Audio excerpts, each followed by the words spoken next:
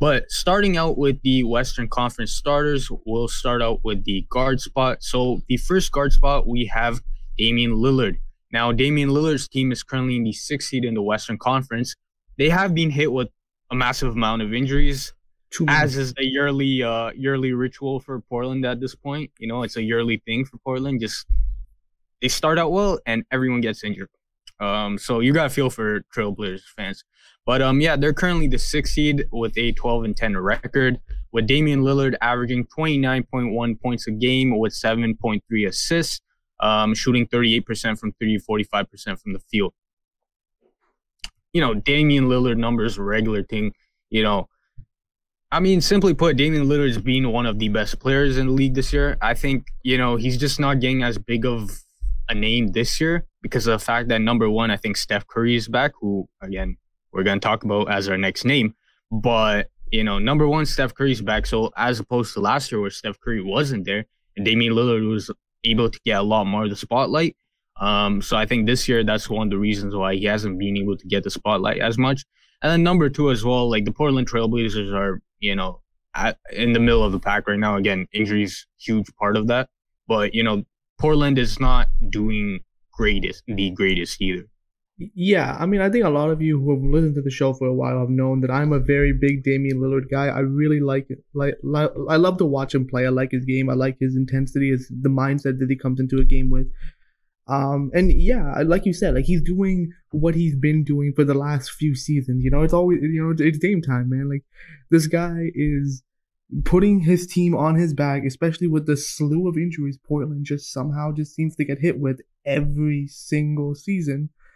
And he's being the best player on the floor for his team and leading them night in, night out. And I think like I agree, like, you know, the buzz and, you know, the excitement over Damian Lillard has kind of been, you know, kind of tapered off because Steph Curry is back. But that doesn't change the reality of the fact that he's still one of the best players in this league and one of the best, in my opinion, the best guard in this league.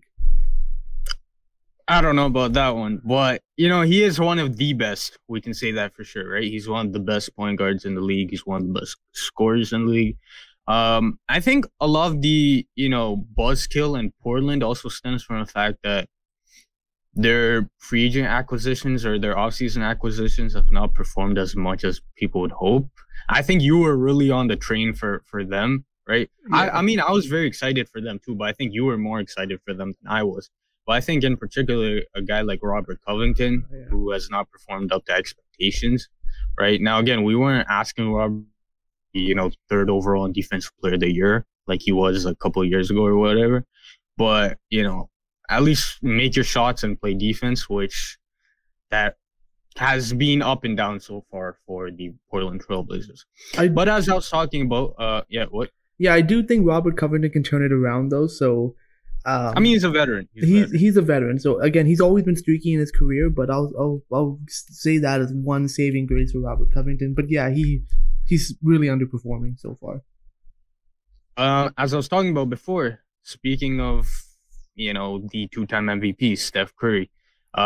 Steph Curry right now is averaging 29.5 points a game, 6.1 assists, shooting 48% from the field, shooting his regular 43% from three, right? Let's take that in. Yeah, 43% from three, normal Steph Curry stuff.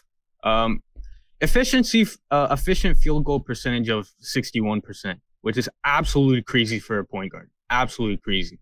But you know, he has his team right now, which, considering what they've dealt with, you know, the injuries, literally everyone on that team has been injured. Kevon Looney right now, I think, is out as well, and he was supposed to be their starting center. I think James Wiseman was also out for a bit. And then, you know, when you have massive disappointments like Kelly Oubre on the squad, you know, so like Golden State is not doing that well. Though again, Kelly Oubre did have a 40-point game, so I'll give him credit for that. Maybe he can turn it around, but yeah, Kelly Oubre is not being great. Yeah, I mean, again, although what I just said about Lillard, I don't disrespect Steph Curry at all. I think he's a great player.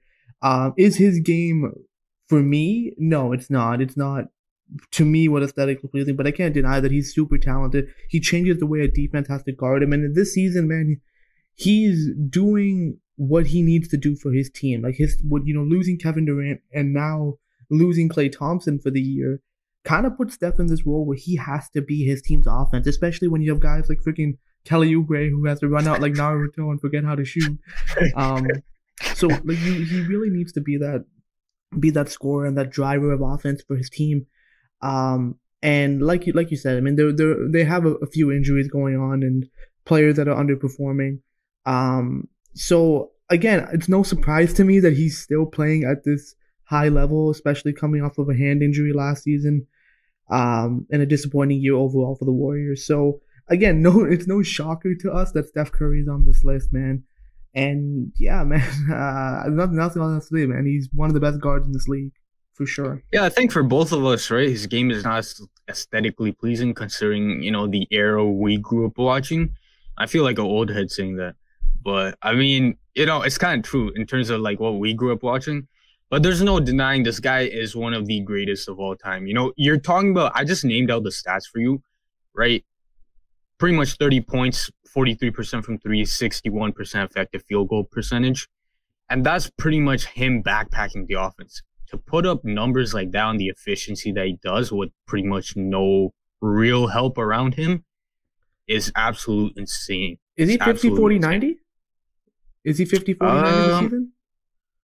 50 for almost. Okay, he's pretty close. I mean, he's always been a 50. He's 2%. He's 2% down for his field goal percentage. Off year. But off year, bro. Off year. But yeah, like as I was saying, man, that's completely that's bananas, bro. That's completely insane what Steph Curry is doing, man. Definitely deserves the top spot. Yeah. In the All-Star game.